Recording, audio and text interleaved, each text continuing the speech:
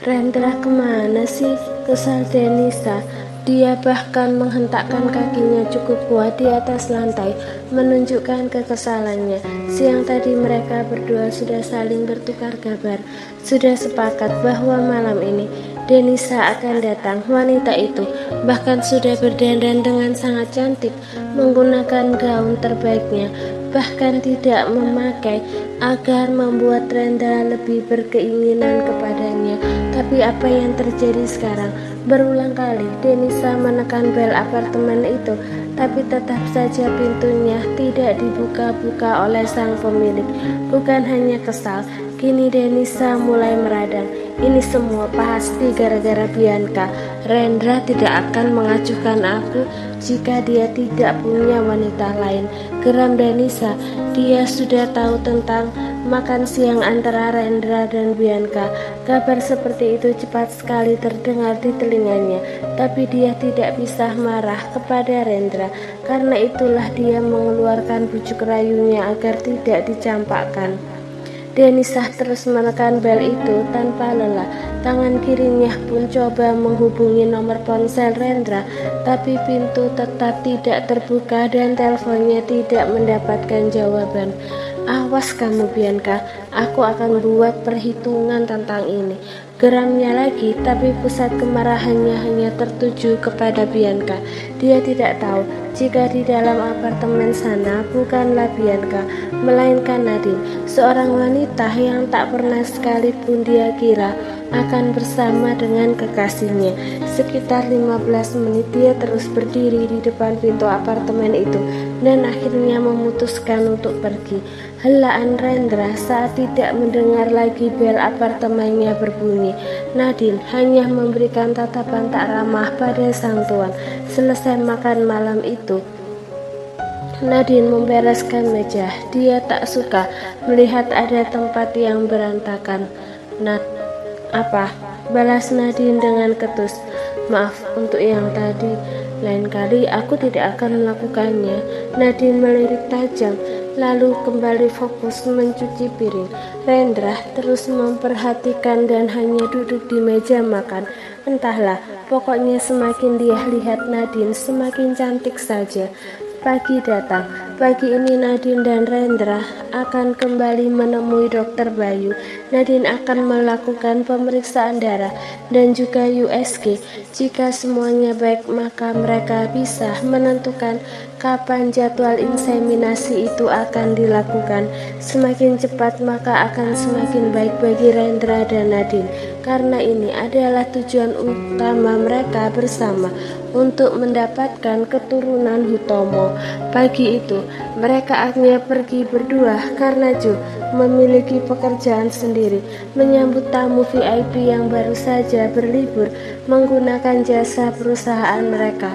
Bagi Nadine, jika Rendra yang membawa mobil tidak terasa nyaman baginya, dia berbelok terasa sangat kasar, kadang menyalip sesuka hati, selalu membuatnya was-was. Sementara Nadine masih berharap memiliki hidup yang panjang. Belum melaju mobil itu, Nadine sudah menggunakan sabuk pengaman dan berpegangan kuat. Indra yang melihatnya merasa tak suka. Aku akan membawa mobil dengan hati-hati. Tidak perlu cemas seperti itu. Coba tunjukkan, jangan hanya bicara saja. Rendra mengambil pena di dalam tas kerjanya, meletakkan pena itu di atas dashboard. Kalau pena ini tidak jatuh ketika kita sampai di rumah sakit, tidak mau. Deal. Rendra menyalakan mesin mobil. Nadine tak bisa lagi menjawab ucapan sang tuan. Perlahan mobil itu keluar dari basement dan area apartemen, lalu masuk ke jalan raya. Perhatian Nadine bukan tertuju pada jalanan yang mereka lewati. Kedua matanya menatap fokus pada pena itu.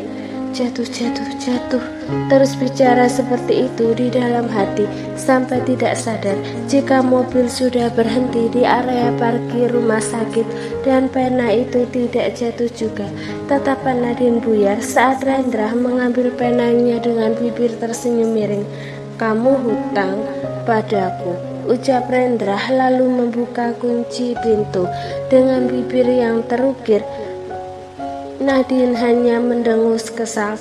Pria aneh, pikirnya, bicara-bicara sendiri, membuat taruhan sendiri dan memutuskan semuanya sendiri. Rendra berjalan di depan dan Nadine mengekor di belakang, masuk ke ruangan Dokter Bayu. Bagus, tidak ada kendala, semuanya baik-baik saja. Kapan kamu ingin inseminasi itu dilakukan? Tanya Bayu. Semua hari baginya baik. Kini hanya tinggal keputusan Rendra. Pintu itu menoleh kepada Nadine. Entah kenapa kini merasa butuh pendapat wanita itu. Maumu kapan? Tanya Rendra seolah mereka adalah pasangan pengantin yang sesungguhnya, yang kalau merencanakan apa-apa selalu karena kesepakatan bersama. Tapi jawaban Nadine sungguh membuat Rendra tercengang. Terserah Tuan, jawab Nadine gamblang. Tatapan Rendra langsung berubah tajam. Sabtu saja, 3 hari lagi. Putus Rendra. Baiklah, persiapkan diri kalian baik-baik. Makan makanan yang bergizi. Semoga saja usaha kita direstui Tuhan. Nadine akan segera hamil. Amin, batin Nadine dan Rendra. Hampir jam 9 pagi, kedua orang itu sudah tiba di perusahaan. Denisa sudah menunggu Rendra di ruangannya, menuntut penjelasan tentang semalam. Sementara Nadine duduk di samping Amar, hanya diam dan tidak melakukan pekerjaan apapun. Kamu dari mana? Kenapa bisa datang dengan Tuan Rendra? Tanya Amar bertubi. Duduknya pun sudah mulai menghadap ke arah Nadine. Dari rumah. Tadi tidak sengaja bertemu dengan Tuan Rendra di bawah.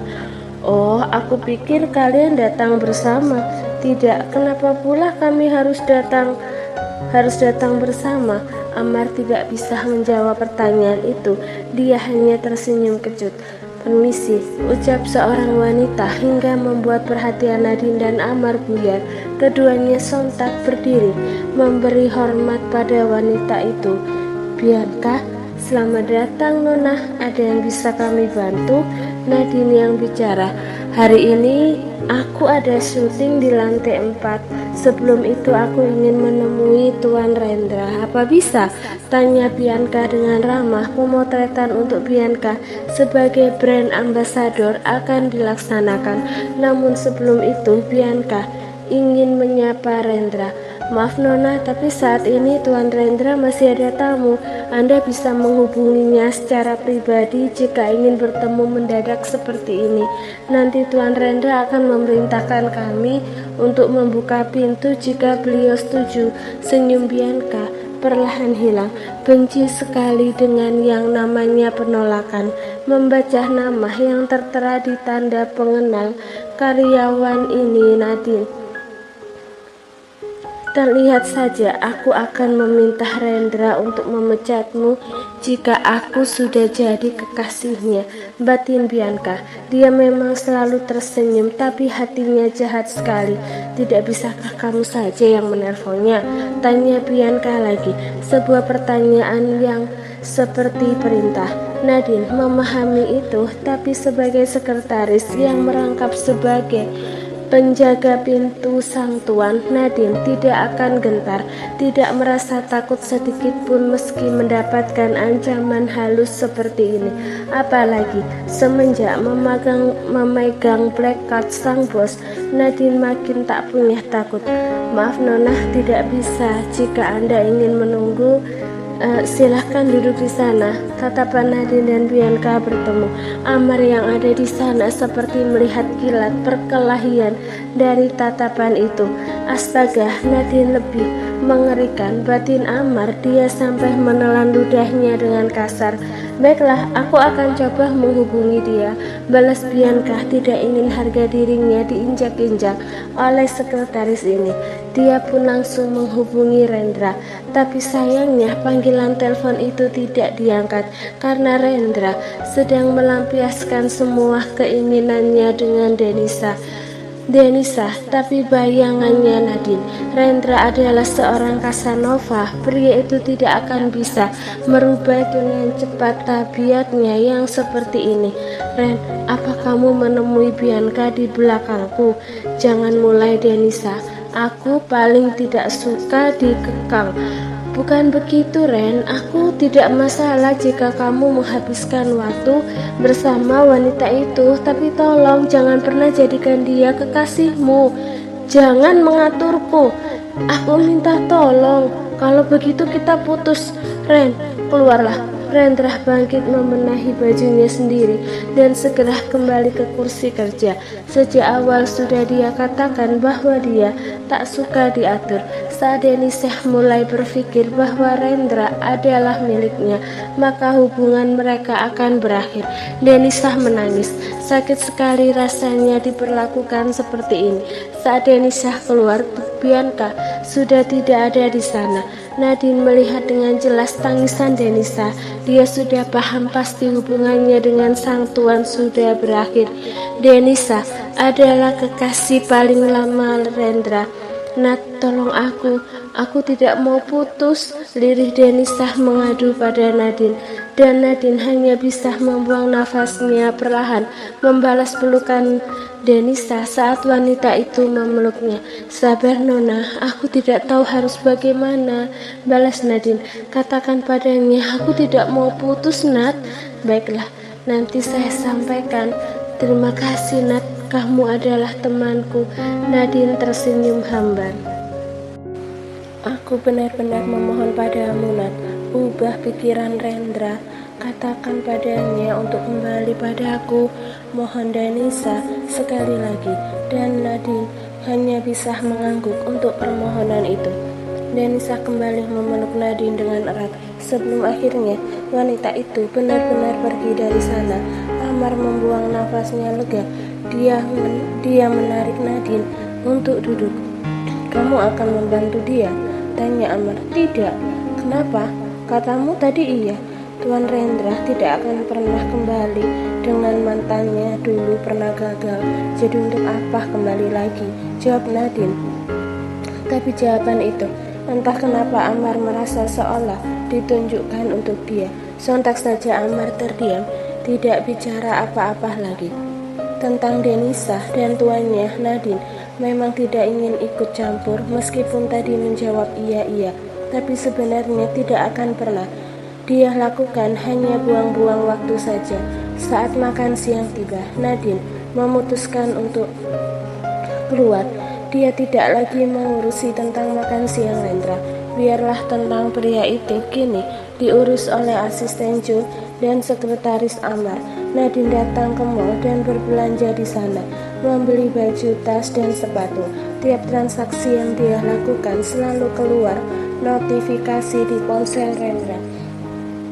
Tidak berhenti-henti dan selalu berbunyi tiap 15 menit sekali. Dan saat sedang asyik berbelanja seperti itu, tanpa sengaja dia kembali bertemu dengan Denisa. Wanita itu pun sedang berusaha untuk mengembalikan suasana hatinya yang sedih dengan berkeliling mall ini.